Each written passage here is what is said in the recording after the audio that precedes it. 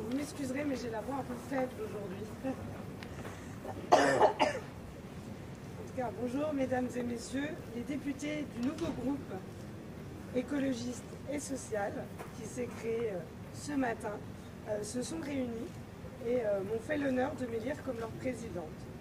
Je les en remercie. Notre groupe sera au cœur de l'union que nous avons su construire, suscitant avec le nouveau Front populaire un immense espoir.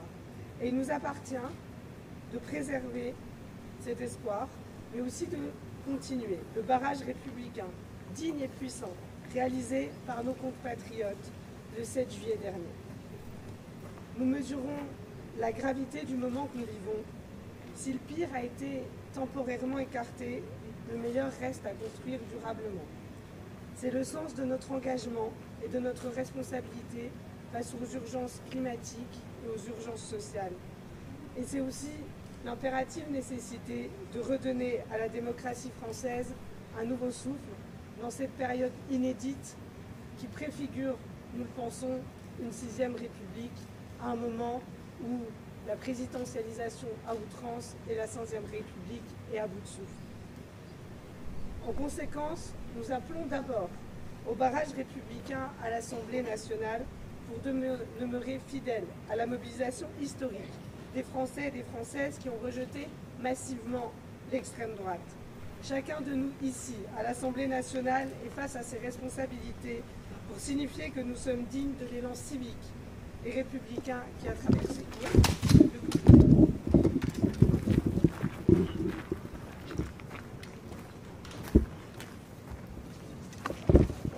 Je crois que ça...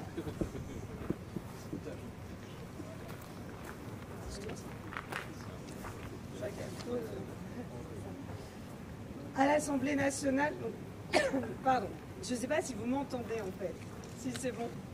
À l'Assemblée nationale, nous devons construire une digue étanche et empêcher le Rassemblement national d'accéder à des positions de pouvoir au sein de notre institution, cela veut dire au sein de notre République. Nous appelons également à faire vivre le nouveau Front populaire et son programme partagé, qui a suscité l'espoir et devient la première force politique républicaine de ce Parlement. Avec sincérité, bienveillance et détermination, nous devons collectivement trouver le chemin commun pour gouverner un pays et pour gagner la présidence de l'Assemblée nationale. Nous voulons parvenir rapidement à une proposition commune du nouveau Front populaire qui permet d'assurer demain l'indépendance de l'Assemblée nationale, son animation collective et plurielle et sa place au cœur de la refondation démocratique. L'unité sera la boussole de notre groupe, comme elle l'a été pendant 2 ans la boussole du groupe écologiste.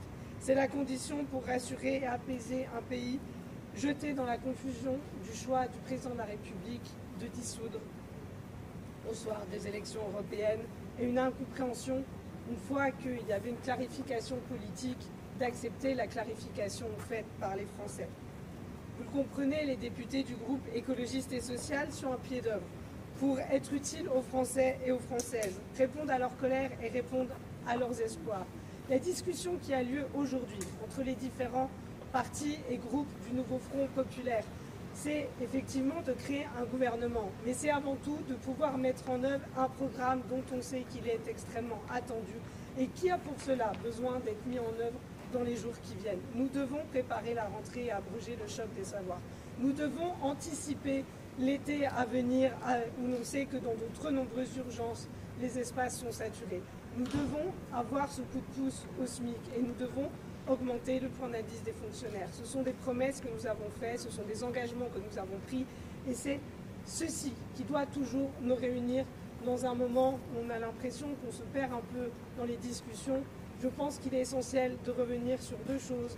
La première, c'est la nécessité d'avoir des discussions sereines et qui évitent de mettre en pâture du débat public les noms et des noms notamment de femmes et de femmes de grande qualité.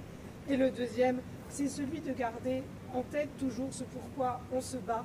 Et on se bat pour un programme parce que nous pensons sincèrement et profondément que ce programme permettra de transformer la France et d'améliorer la vie des Français et des Françaises.